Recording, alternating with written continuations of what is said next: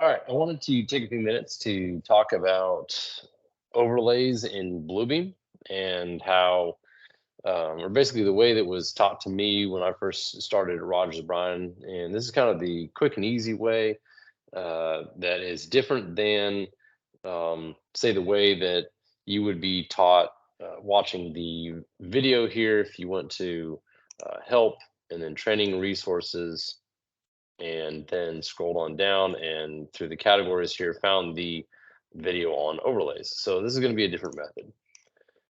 And in this example here, we're using the LifePath Systems project.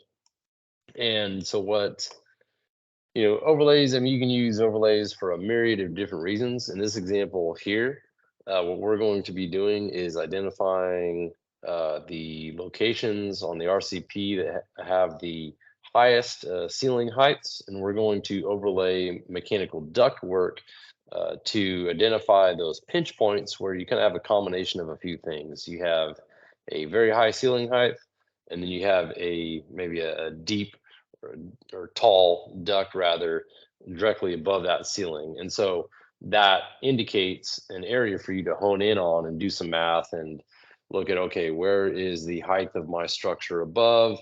And then, okay, subtract out the height of my duct and then subtract out the ceiling height and then understand if, hey, maybe you have a situation where you don't have enough ceiling space for that duct to fit, or you have a little bit of space left beyond the duct, but you still don't have enough room for the plumbing piping and then other maybe electrical conduit and other things that have to pass through that space. So again, this is a quick way to really identify your pinch points.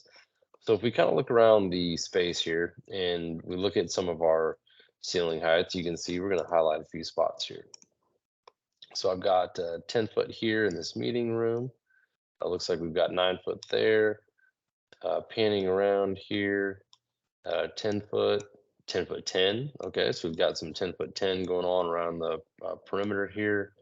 9 foot out here, 10 foot 10. Okay, so for the sake of time, we're not going to go around the whole floor plan and identify all of the highest ceiling heights, but I think you probably get the point here. So identifying a few higher ceiling points or ceiling heights, and then now what I'm going to do is I'm going to go over to my bookmarks menu here because I have this entire set of drawings bookmarked, and I have basically highlighted a few of these key pages in red here that I'll be working with.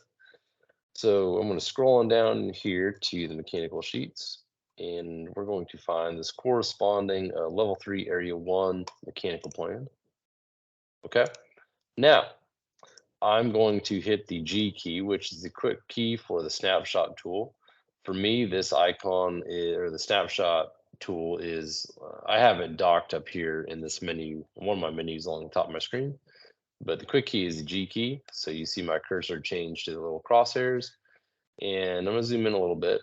And I always emphasize to the importance of making sure that when you drag your snapshot here, make sure that you get your grid line tags because we're going to, you always want to align grid line to grid line.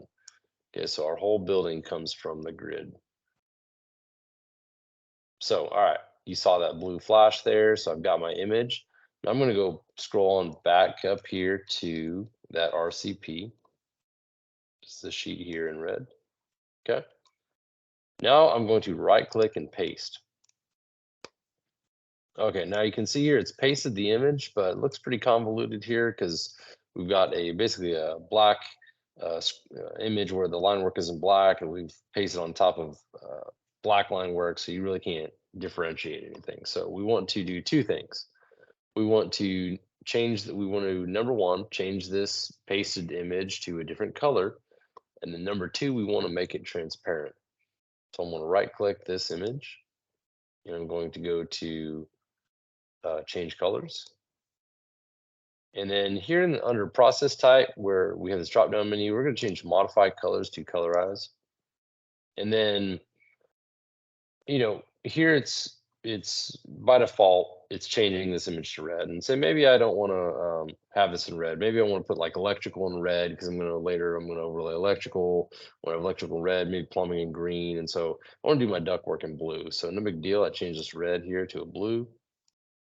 I click process images, and then I come down here and I click OK. Okay, so our image is blue, but if we zoom in here, it's not transparent. That's that second step. That's that last step that we have to do. So I'm going to zoom out, and you can see by these little nodes right here that I've still got my image selected. I'm going to go more over here to properties, which is this gear symbol for me is over on the right hand side. And I'm going to give myself a little more room here where I can see blend mode. And then I want to, in blend mode, I select this drop down menu, change normal to multiply. And now I'm going to drag this side menu over so you get a little more screen real estate. Excuse me. So now we can see that our image is transparent, and we just have to align it to our grid lines. So A30 looks like here A30. It's interesting that architectural has the grid line tags on top, and then of course mechanical has them on bottom. So it looks like this line here is grid line A30. So what I like to do is I grab the grid line of the image I've overlaid, and I get it right about lined up there, and I click with my left click with my mouse, hold the shift key down, and it allows me to drag straight across or straight up and down. And then I just align that grid line to there. And then looking at our y-axis here, making sure that's all aligned. Of course, our grid line tags are on opposite sides. So, oh, or no, they're not. Okay, here we go. AA to AA. So we just want to align AA to AA. So again, click on the grid line of the image you pasted and hold shift and drag straight down and align AA to AA. Okay, pretty close. All right, so now we've got our overlay aligned, okay? And then what I like to do is now we're going to go over here to our layers menu, which for me, layers is these two stacked squares here, and it's docked over to the right-hand side. And what I want to do is I want to right-click this image, and I want to put it on a layer, because what I want to do is I want to stack another layer of, say, plumbing on here, and I want to be able to toggle my layers on and off as I so choose. So I'm going to right-click the image, click layer, create new layer, and I'm going to just name this mechanical or MECH, mechanical for short. And click OK. All right. And then lastly, to make sure that I don't accidentally left click with my mouse and drag this image off and get it out of line, I have to realign it. I want to right click this image and click lock. So you'll see these little nodes turn gray when I do that. Now you'll notice here that if you look at my cursor change as I hover over that invisible boundary of the image I've pasted, it changes from a hand where I can move the sheet around to an arrow to where when I left click and hold, I can't do anything. So it's something to be mindful of when you hover over that boundary. For most folks, if you have just a regular mouse with this one scroll wheel, you press straight down on that scroll wheel to get your hand back, and then you can grab page around and you can move it around. Let's see. So that just again something to be mindful of. Now, if we zoom around here, we can see that we can see those high ceiling heights that we highlighted, and then we can quickly pan around and see if we have any large ductwork running through those high ceiling heights. So just in these three rooms we've highlighted, it doesn't look to be the case. Looks like we've got some larger duct out here, but then as we can see, let's see, we've got a 10-foot 10 ceiling height here, 10-foot 10 in this room. So, we've got a piece of equipment here above the ceiling. So something to be mindful of here to hone in on and maybe do some math and see where the bottom of our structure is, subtract out our ceiling height and then look at the size of this equipment to see how that fits in there, to see if there's an issue. Looks like in this quarter, we're down at a 9-foot ceiling height here. So that's the process for doing quick overlays, especially like when it comes to MEP and finding your pinch points. There's another example here that I'd like to show you, and we're going to go back to the bookmarks. And let's go over to plumbing. So for this building, we have an issue up at the planned northwest corner. And there are some balconies where drains are not currently shown in the drawings. So if I go to uh, architectural on this planned northwest corner of the building, there are section details called out through here that show they call for these balconies to slope to drain. But as we can see on the plumbing plans here, there's no drain. Well, one of the questions that comes up is, okay, we're gonna have to add a drain to the design here. So our drain is going to be under on the underside of this balcony on the exterior, and then the piping is gonna have to go back in through the building and connect to a storm riser or somewhere in the vicinity. Well, if we think about the perimeter of buildings, usually there's beams, structural elements that frame out the perimeter that that piping would have to go under. So if I was, wanted to see what that structure looks like with plumbing, all I would have to do here, if I wanted to overlay structure onto plumbing, was I would go to the structural floor plan here, structural framing plan for level 3, area 1. And again, G key to take my snapshot. Make sure I'm getting around those grid lines. Okay, now I'm going to go back to plumbing, level 3, area 1.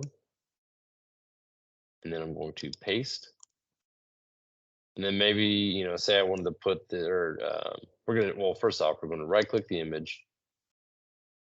Whoops. Section, deleted that there. Okay. So right click, change colors, modify colors, change colorize. Say I want to leave this one in red and process images. We're going to check that box, click OK. All right. Lastly, go over to our gear symbol or properties, go to blend mode and select multiply.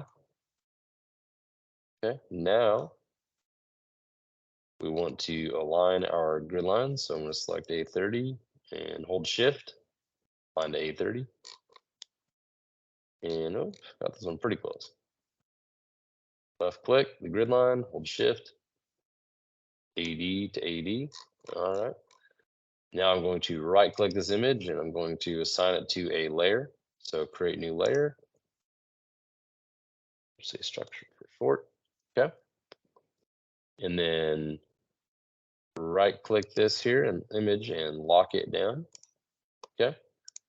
And then if we go over to our layers menu, you can see here that we've got 2 layers created. Structural is highlighted in white because we actually have content on this sheet assigned to this layer. Mechanical is grayed out because we don't have any layer content on the sheet assigned to mechanical or to this layer. So, and then the little eyeball here is where you toggle on and off to turn the layer on and off. So, if we zoom in on this balcony, you can see here that we've got a steel wide flange W18 by 40. So we've got a beam coming through here, and that, for whatever drain gets added into the design, the piping that would have to come back into the building has to get under this W18 by 40. And then also too, if we look, we've got this W18 by 40 coming along, connecting to a column. And this is something to maybe look into as well. Just make sure this piping can go under this beam and that there's not a problem with the, wouldn't you have it, this is the CEO's office. So maybe the CEO has a higher than normal ceiling height in here. So we would make sure that, this piping has enough room to go down under the beam and then also stay above the ceiling. So something to investigate there. And that's it. That is how you kind of do overlays the quick and easy way in Bluebeam. Again, if you want to put multiple layers on top of this and then toggle layers on and off and kind of compare, maybe you want to compare plumbing with the RCP or plumbing and mechanical or mechanical and electrical, however you would like to do it, you just repeat this process and just assign them to layers that you create. So hope this is helpful and thank you for your time.